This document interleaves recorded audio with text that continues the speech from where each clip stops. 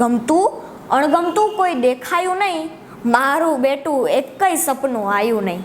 ગમતું અણગમતું કોઈ દેખાયું નહીં, મારું બેટું એકેય સપનું આવ્યું નહીં. ને ચાંદા લગ પહોંચ્યા પણ એનો મતલબ શું? ચાંદા લગ પહોંચ્યા પણ એનો મતલબ શું? માણસથી માણસ લગ તો પહોંચાયું નહીં.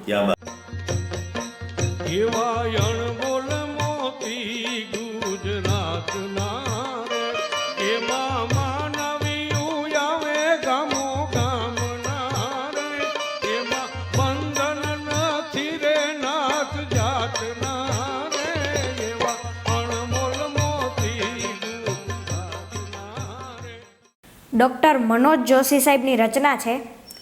સાંજે ટાઢે પોર ઉગે છે, સાંજે ટાઢે પોર ઉગે છે, યાદને ઝીણા નોર ઉગે છે. સાંજે ટાઢે પોર ઉગે છે, યાદને ઝીણા નોર ઉગે છે. ને વાણીમાંથી દૂર કરું તો, વાણીમાંથી દૂર કરું તો વર્ણનમાં જઈ થોર ઉગે છે. ને બારે બારે માણસ ઉગતો, બારે બારે માણસ ઉગતો, અંદર આદમ ખોર ઉગે છે. વાહ ભાઈ વાહ. તમે મન મૂકીને વરસો, ઝાપટું આપણને નહીં ભાવે. અમે હેલીના માણસો, માવઠું આપણને નહીં ભાવે.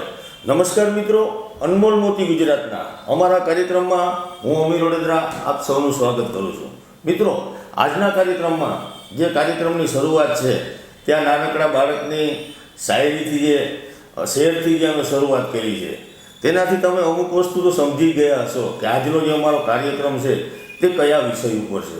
મિત્રો, સામાન્ય રીતે ખંડેર જોઈ અને આપણે અનુમાન કરતા હોય કે ખરેખર મહેલ કેવો હશે, પરંતુ આજે પાયો જે છે તે જોઈ અને આપણે અનુમાન કરશું કે ખરેખર અહીંયા કેવો મહેલ બનવા જઈ રહ્યો છે. મિત્રો, અમારા આજના કાર્યક્રમમાં આ 12 વર્ષનો જે નાનકડો બાળક છે તે શેરો, શાયરી, કવિતાઓ, ગઝલો એટલી સરસ મજાની અને ખૂબ સુંદર રીતના રજૂ કરે છે. ખૂબ આત્મવિશ્વાસ સાથે મારા અને તમારા સુધી પહોંચાડે છે. નામ છે દર્શીલ ગોરાણીયા, પરંતુ વિસ્તારથી તેમની જે થોડીક ઓળખ છે તે આપણે દર્શીલ પાસેથી મેળવશું. દર્શીલ, સૌથી પહેલાં અમારા કાર્યક્રમમાં તારું સ્વાગત છે. Thank you. થોડી તારી ઓળખાણ આપણે દર્શક મિત્રોને આપશું. હું બિરલા સાગર સ્કૂલમાં અભ્યાસ કરું છું, 8મા ધોરણમાં, અને CBSE બોર્ડ છે અને 12 વર્ષ મારી ઉંમર છે. વાહ. તારા મમ્મી પપ્પાનું નામ અને જે સિટીમાં આપણે રહીએ છીએ એ શહેરનું નામ પણ કહેશું આપણે દર્શકોને. મારા પપ્પાનું નામ લાખણસિંહભાઈ ગોરાણીયા છે, મારી મમ્મીનું નામ વર્ષાબેન ગોરાણીયા છે અને અમે પોરબંદરમાં રહીએ છીએ. બહુ સરસ. દર્શિલ, તારા સુધી આવવાનું કારણ એક જ કે તારી જે શેરો શાયરી છે, તારી ગઝલો છે, અમને તારા સુધી ખેંચી લાવી છે. 12 વર્ષની ઉંમરે, એટલે હજી તો રમવાના, દોડવાના ને આનંદ કરવાના જે દિવસો છે તેમાં તું આ સરસ મજાની એક મોટા મોટા શાયરોને પણ જેમ એમ કહેવાય કે સાંભળવી ગમે એવી શાયરીઓ, એવી વાતો, એવી કવિતાઓ તું કરે છે. અને શરૂઆત ક્યારથી કરી છે એની વાતો કરશું. કોરોના કાળમાં જ્યારે લોકડાઉન હતું ને બધા ઘરમાં પુરાઈ ગયા હતા ત્યારે રાહત ઇન્દોરી સાહેબનું નિધન થઈ ગયું. તો સોશિયલ મીડિયા ઉપર અને ટીવીમાં ને બધામાં ન્યૂઝ આવતી હતી અને મેં જોઈ તો મેં કીધું કે આ કોણ છે એમ કરીને મેં થોડુંક સાંભળી રચનાઓ. તો મને બહુ એમ લાગ્યું કે આ તો બહુ સારી છે, મારે કોશિશ કરવી જોઈએ, ટ્રાય કરવી જોઈએ. તો મેં પણ થોડુંક બોલવાનું કર્યું ચાલુ, અને પહેલાં શરૂઆતમાં વિડીયો બનાવ્યા અને વોટ્સએપમાં ને મોકલતા. તો બધાએ કીધું કે સારું બોલે છે. પછી ધીરે ધીરે આગળ ગયા તો થોડુંક ફેસબુકમાં પછી મૂક્યું, પછી સજેશન આવ્યું કે યુટ્યુબમાં પણ મૂકવું જોઈએ, તો યુટ્યુબમાં મૂકવાનું ચાલુ કર્યું. અને પ્રોફેશનલી તો આમ નથી હું બનાવતો રોજ, પણ કોઈક પ્રોગ્રામમાં કે ક્યાંય બોલવાનું હોય તો એનો વિડીયો હોય તો પછી એ મૂકતા હોય, ને ક્યારેક ફ્રી હોય તો ઘરે બેક બનાવી લઈએ, બાકી પ્રોફેશનલી તો આમ નથી મૂકતા. એક પ્રખ્યાત શાયરનું નિધન થાય છે અને તને એવું લાગે છે કે એવી ત્યાં કહી લે કે જેને સમગ્ર દેશને જેની નોંધ લેવી પડે છે, બરાબર ને? એટલે તને તેમાં ઇન્ટરેસ્ટ જાગે છે અને તું ધીમે ધીમે શરૂઆત કરે છે તારા ઘર પૂરતી, મોબાઈલ પૂરતી, પછી બહાર સોશિયલ મીડિયા દ્વારા દર્શિલને ઘણા બધા લોકો ઓળખતા થાય છે. એ સમયમાં આજે તો બહુ બધા લોકો દર્શિલને ઓળખે છે, પરંતુ એ સમયમાં જે શેરથી, અગર તો શાયરીથી, કોઈ કવિતાથી તને ઓળખાણ મળી હોય એવી કોઈ શેર શાયરીને આપણે યાદી કરવી હોય તો કઈ કરશું? રાહત ઇંદોરી સાહેબની જ એક રચના છે, અગર ખિલાફ હૈ હોને દો, વાહ अगर खिलाफ है होने दो कोई जान थोड़ी है, વાહ अगर खिलाफ है होने दो कोई जान थोड़ी है, ये सब धुआं है कोई आसमान थोड़ी है, अगर खिलाफ है होने दो जान थोड़ी है, ये सब धुआं है कोई आसमान थोड़ी है, और लगेगी आग तो घर आएंगे कई जद में, लगेगी आग तो घर आएंगे कई जद में, यहाँ पे सिर्फ हमारा मकान थोड़ी है, और हमारे मुंह से जो निकले वही सदाकत है, વાહ हमारे मुंह से जो निकले वही सदाकत है, हमारे मुंह में तुम्हारी जुबान थोड़ी है, ક્યાં વાત, ક્યાં વાત. हमारे मुंह से जो निकले वही सदाकत है, हमारे मुंह में तुम्हारी जुबान थोड़ी है, और आज जो साहिबे मसनद हैं, आज जो साहिबे मसनद हैं कल नहीं होंगे, किराएदार है कोई जाती मकान थोड़ी है, ક્યાં વાત. आज जो साहिबे मसनद हैं कल नहीं होंगे, किराएदार है कोई जाती मकान थोड़ी है, और सभी का खून है शामिल यहाँ की मिट्टी में, ક્યાં વાત. सभी का खून है शामिल यहाँ की मिट्टी में, हिंदुस्तान किसी के बाप का थोड़ी ક્યાં है। વાત, ક્યાં વાત.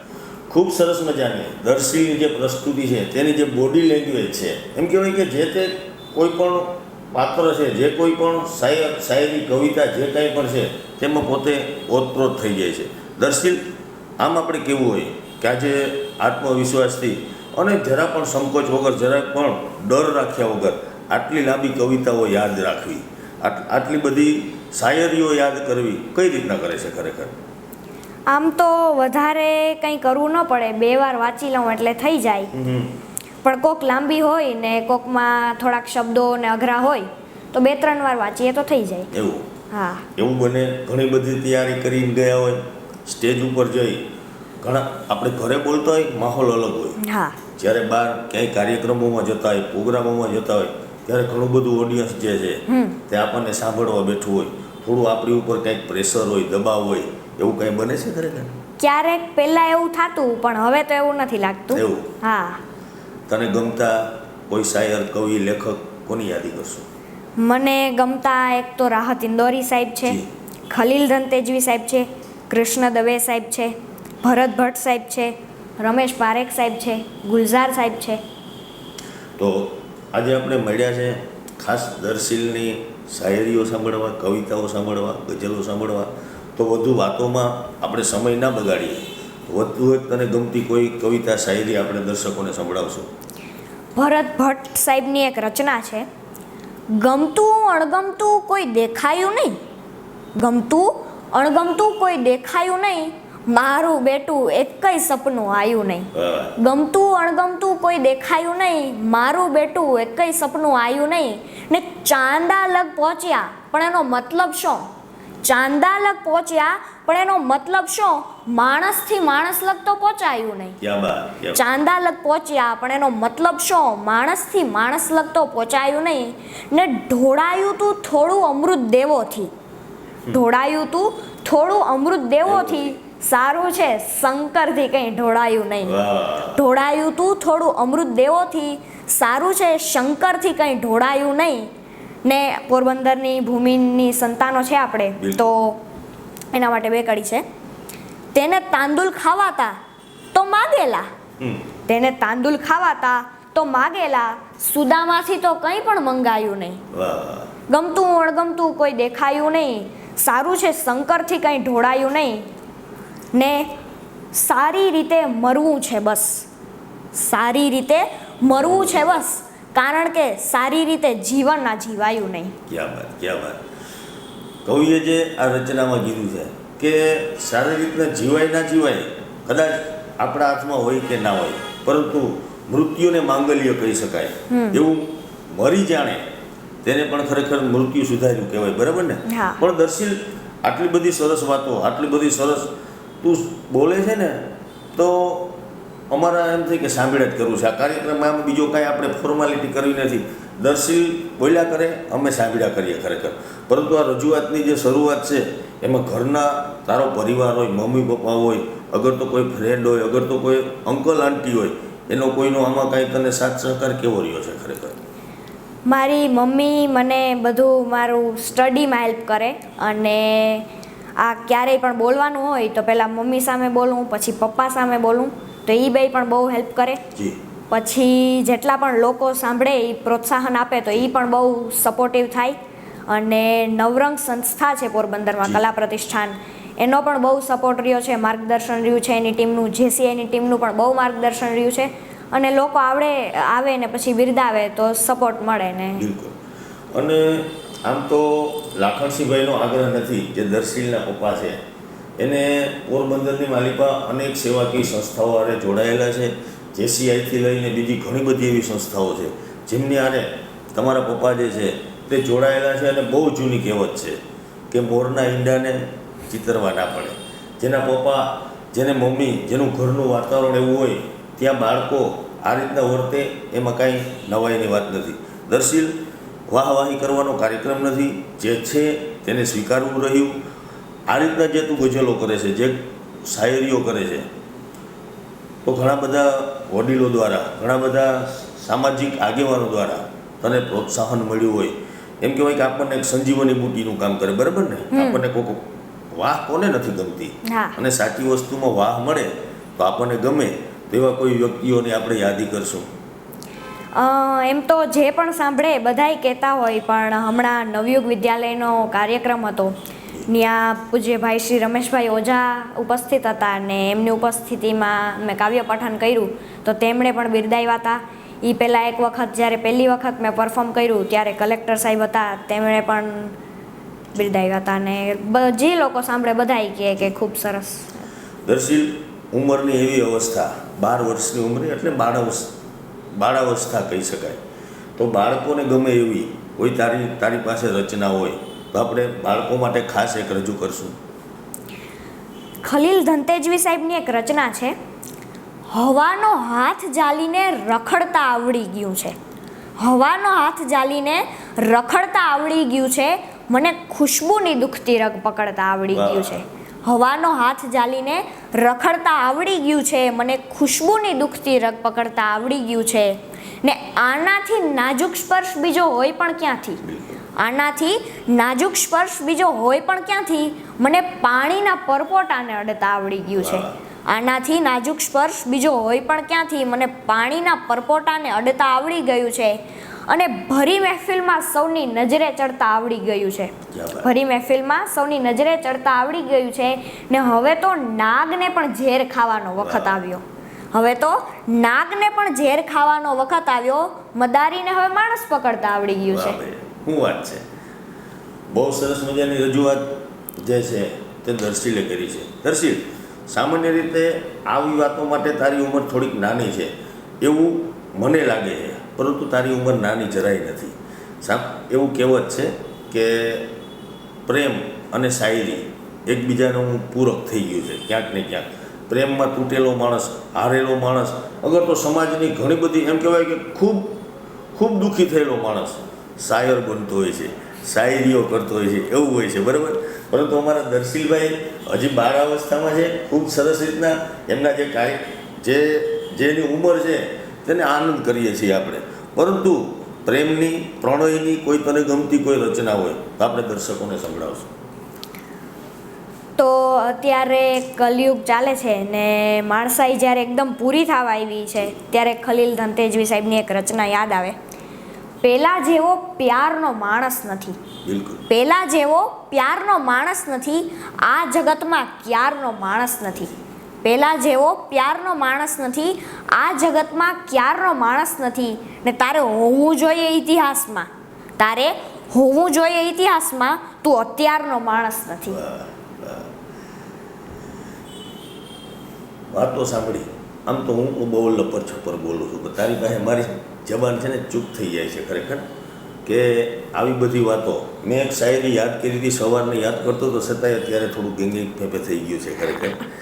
પણ ખૂબ સરસ મજાનું જે તું રજૂઆત કરે છે, જે લોકો સુધી પહોંચાડે છે, તો બેસ્ટમાંથી બેસ્ટ તને સૌથી વધારે આમાંથી પણ બહુ તને બહુ અસર કરતી હોય, તને બહુ ગમતી હોય જેની રજૂઆત કરવી, એ શાયરી કઈ હોઈ શકે? રમેશ પારેખ સાહેબની એક રચના છે કે આંખોમાં આવી રીતે તું દ્રશ્યો ન મોકલાવ, આંખોમાં આવી રીતે તું દ્રશ્યો ન મોકલાવ, ખાલી થયેલ ગામમાં ઝાંસો ન મોકલાવ. આંખોમાં આવી રીતે તું દ્રશ્યો ન મોકલાવ, ખાલી થયેલ ગામમાં ઝાંસો ન મોકલાવ. ને ફૂલોય પૂર બહારમાં હિંસક છે આજકાલ, ફૂલોય પૂર બહારમાં હિંસક છે આજકાલ, રેવા દે રોજ તું મને ગજરો ન મોકલાવ. ને તું આવ કે પાડી રહ્યો છું સાદ હું તને, તું આવ કે પાડી રહ્યો છું સાદ હું તને, પહાડોની જેમ ખોખરો પડઘો ન મોકલાવ.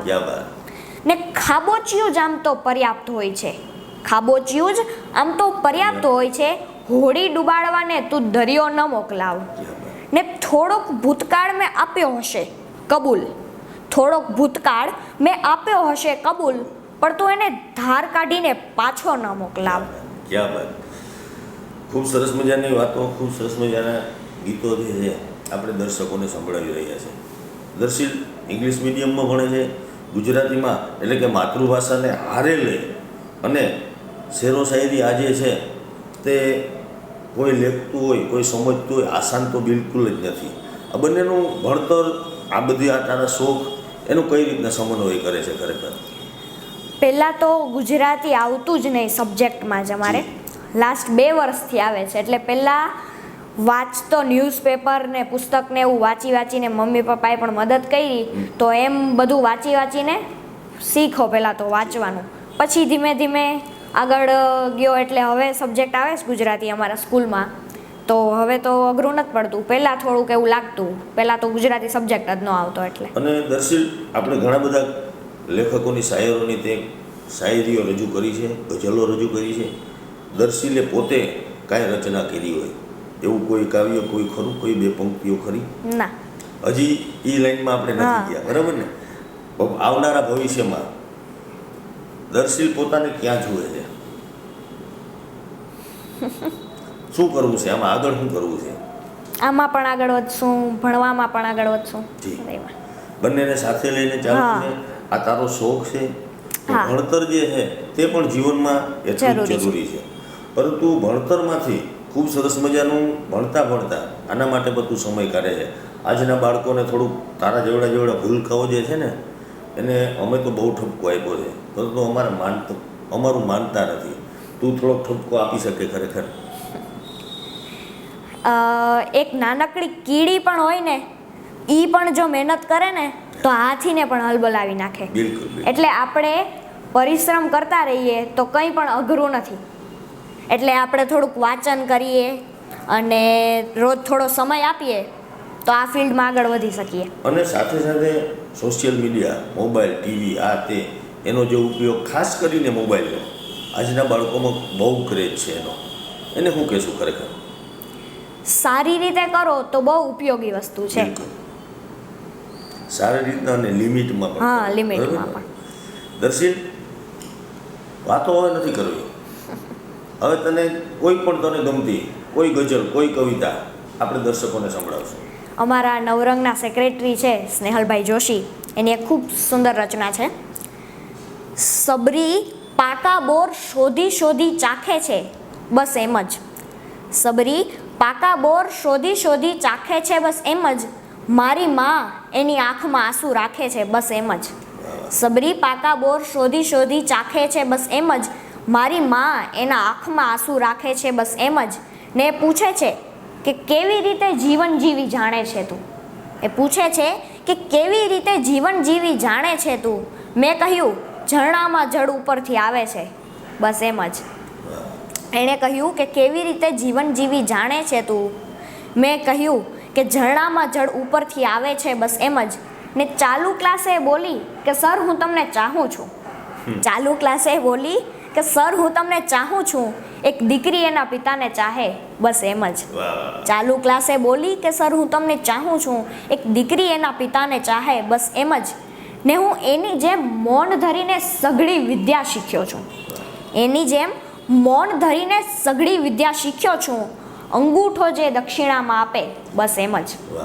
ને સ્નેહલ આ મારી દુનિયામાં રોજ રહું છું એમ ધબકતો, સ્નેહલ આ મારી દુનિયામાં રોજ રહું છું એમ ધબકતો, નાજુક નમણા હૈયા અંદર ધક ધક ચાલે, બસ એમ જ. વાહ, સરસ મજાની આ રજૂઆત બાદ મારે એક થોડુંક ડોક્યું તારા અંગત જીવનમાં નાખવું છે ખરેખર. કારણ કે ખાસ એટલા માટે કે બીજા બાળકોને તેનાથી થોડુંક પ્રોત્સાહન મળે, થોડીક પ્રેરણા મળે કે આની શરૂઆત કરી હોય.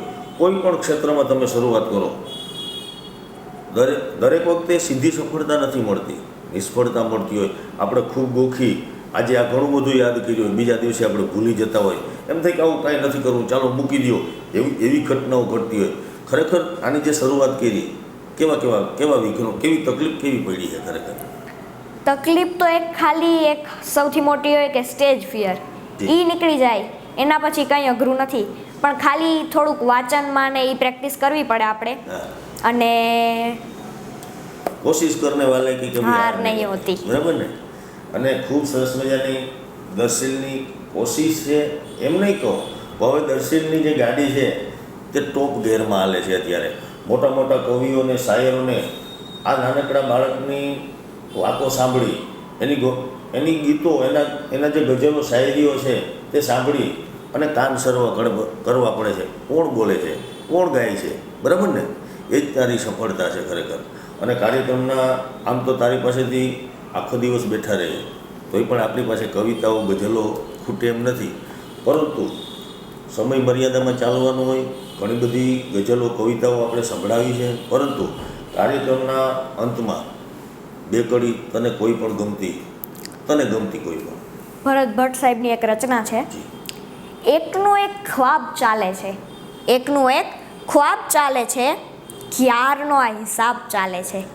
એકનું એક ખ્વાબ ચાલે છે, ક્યારનો આ હિસાબ ચાલે છે. ને કેટલી જાતના ફૂલો છે, પણ કેટલી જાતના ફૂલો છે, પણ પ્રેમમાં બસ ગુલાબ ચાલે છે. કોઈને 12માસીનું ફૂલ આપ્યું, પ્રેમમાં બસ ગુલાબ ચાલે છે. બહુ સરસ. ફરી એક વખત ગુલાબની વાત આવી, ફૂલની વાત આવી, તો આપ સૌને એક યાદી કરાવીશ કે આ પણ આપણનું જ ફૂલ છે. એને આપણે કઈ રીતના સિંચવું છે, કઈ રીતના આ કુમળા છોડને વટવૃક્ષ બનાવવો છે, તે આપણા હાથમાં છે.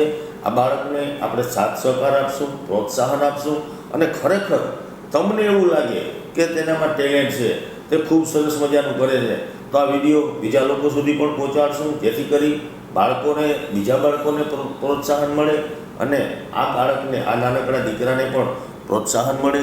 ત્યાં સુધી ફરી એક વખત દર્શિલ, તું ખૂબ આગળ વધ, ખૂબ સફળતા મેળવ, અને અમારે તારી એપોઇન્ટમેન્ટ લઈને ફરી પાછું તને મળવાનું થાય એવી અમે ભગવાન પાસે પ્રાર્થના કરશું. ત્યાં સુધી જય હિન્દ, જય ભારત.